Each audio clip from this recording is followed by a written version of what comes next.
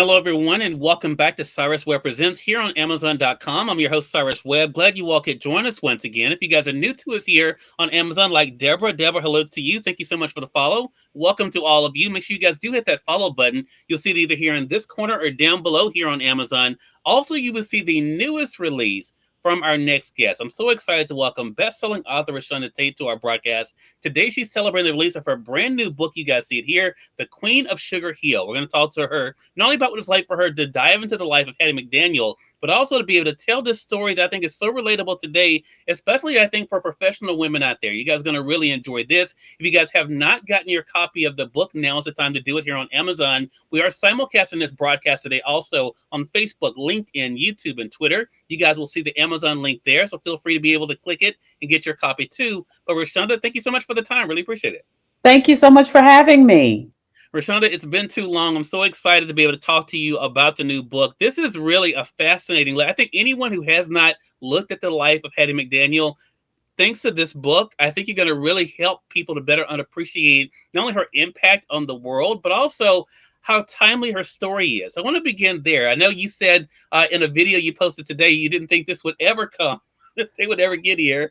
But how does it feel to now have the book available for the world to read?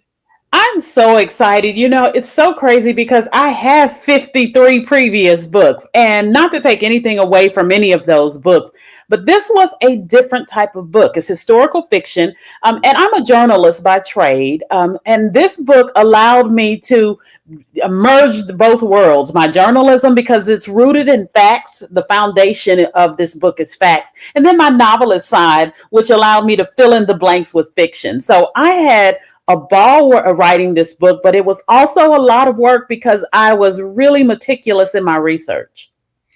I'm so glad you brought up that point, Reshonda. I mentioned this in the mini review I did on Instagram, and my Amazon review will be up in a day or so. I said that exact thing for people who did not know you were a journalist prior to becoming a best-selling author. They will definitely know it after reading this book, because I love the fact that you are able to give us so much history, but your creativity is there too. So I want to ask you this question, Reshonda. But you mentioned, of course, you have such success with your fiction work prior to this book. What was it about Hattie McDaniel and her story that really spoke to you? So I saw Gone with the Wind when I was a little girl with my grandmother. She loved it. I did not. I did not like Hattie McDaniel. I did not like the way she was acting. And my grandmother said, well, what is it about her? And I said, she's playing a maid and she's so stereotypical. And my grandmother said, she's playing a maid. I am a maid and I'm giving you a good life being a maid. So why are you looking at her with disdain? Besides, she's playing the roles that she's being allowed to play. And it was then that I started thinking, my grandmother's right.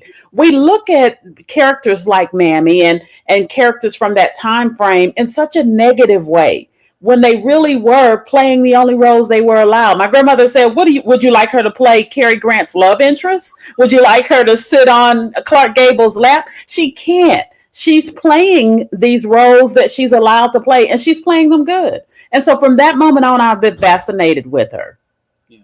I love the fact this book is so intricate. I'm going to talk around some things, Reshonda, in it. But what really immersed me in it was, for one, you're choosing to write it in first person. We're going to get into that. But also the fact that you allow us to see the woman behind the success and the things she grappled with. And then I mentioned in my introduction, I think, a lot of professional women, but also us guys can relate too, of that idea of, does work-life balance exist? What do you give up to pursue your goals and dreams? And I thought about you, Reshonda, because you've had such a remarkable career, but that career has come with sacrifice as well. What was it like for you to find those connections with her as you were doing the research? Yeah, so it really was, and along the way, I'm looking at how far we've come, but how far we've yet to go. And so that was glaring to see some of the things that she was dealing with then, they're still dealing with to this day. And really, she just wanted to work. And she lost so much of her love life, her personal life, because she was just trying to work. Her husbands wanted her to be one way. She had 4 failed marriages. And you see a lot of those same things happening with women today, finding that work-life balance and, being a wife, but at the same time, living the dream, living the professional dream that you want. Yeah. And I love that too, that a lot of this book also, even with her success, Reshonda, was about her finding her own identity. Who was she? What did she really want? And I think, having people in her life that were there to support her, I think was really a powerful point. You've also had a great support system too. So talk to us about that aspect of it, Reshonda. Did you realize going into this book that tribe of hers did play a big role in helping her kind of to not only to go for her goals and dreams, but also to discover her own personal value and worth? Really, I didn't. I didn't know before really getting into the research the fine line that she walked. So, white people hated her because they thought Mammy was too sassy. Black people hated her because they thought Mammy was stereotypical. And so she really just walked this line trying to fit in. And it was those friendships that helped her navigate, the highs and lows, the beauty and the horror of Hollywood. And she had friends on both sides. Clark Gable was a dear friend of hers, as well as Betty Davis, and then Dorothy Dandridge and Louise Beavers and Lillian Randolph. So those people kept her grounded. And I think you need that because she did face a lot of obstacles. And it really spoke to how a tribe can help lift you up. Because she's human, as we all are, and as you're facing these obstacles in life, sometimes you get down. And I always say that you need people around you who won't come to your pity party. And that's what Hattie had. She had people, they would come and, okay, we understand you're sad, but it's time to get up. And and then she became that for other people as well. Yeah. Hello to you, Manswell. I see you over there on the Facebook side. Appreciate you. See you guys also over there on YouTube. Appreciate you. If you have any questions or comments for Reshonda, feel free to bring those in. Midnight Ace Book Bar says hello and happy book birthday to you, Reshonda. And that is the other side of this too. I was sharing with a friend of mine this morning that the last time that I saw you in person was here in my home state of Mississippi, where I am now. And you were actually not only, of course, celebrating a book birth, but also very close to it now, to a real birth as well at that point, Reshonda. And I bring that up because of the readers you've been able to bring with you from book to book. Was there any thought as to how your audience that you have amassed with 50 plus books, how they would feel about the Queen of Sugar Hill? So, I wrote the Queen of Sugar Hill because Hattie spoke to me. I wanted to tell her story. And I always write hoping that the readers will come along, even those who reluctantly are like, what, I don't want to read historical fiction. My sister was one of those. She wanted me to stick to that contemporary fiction. And then she read The Queen of Sugar Hill and was like, okay, wow. So a lot of times readers don't know what they want if you give them a compelling story. So I merged the talent that I used to have, well, still have, in terms of telling commercial fiction with the historical aspect. So you're not going to read it and feel like you're in some class. It really is a merging of a storytelling. And I take that and I use that in writing historical fiction. Yeah. And that to me was the surprise when I got into it, Reshonda, that yes, it is historical fiction, but it is, like you said in the outset, it is so contemporary. Yes. In that even though she was ahead of her time in many ways, we see that still today in 2024. The things that you mentioned she grappled with definitely there. Brittany Stone is asking the very question, why did she change a writing genre? So is this something that you always knew you wanted to do, Reshonda? No, in fact, for the longest I fought it because it felt like work. As a journalist, I was a TV news reporter and a newspaper journalist, and I felt like, okay, doing historical fiction, that's work. But after you've written 53 books, you're looking to go to that next level, to do something different. And I really did say, I did go into screenwriting. I enjoy screenwriting, but I called myself, I was going to retire, and I missed writing. And I said, what is it that is speaking to me? And Hattie was speaking to me. So I said, how can I merge those and switch over to historical fiction? And I loved it. And I'm going to be in this genre for a while.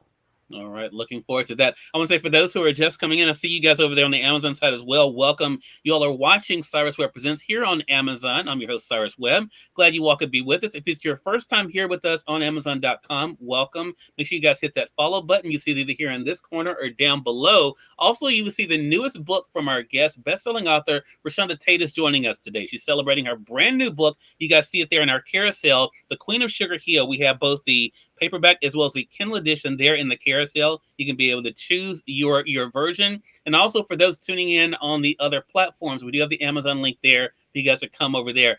I mentioned I wanted to talk to you about deciding to write it in first person. Was that something you knew from the very beginning, Reshonda? You wanted to do, to kind of slip into her skin and experience the world through Hattie's eyes. I really did because I was trying to embody Hattie. I felt that first person would give me that the most. And I really wanted to put myself not only in that time frame, but in her mindset of somebody that just wanted to act.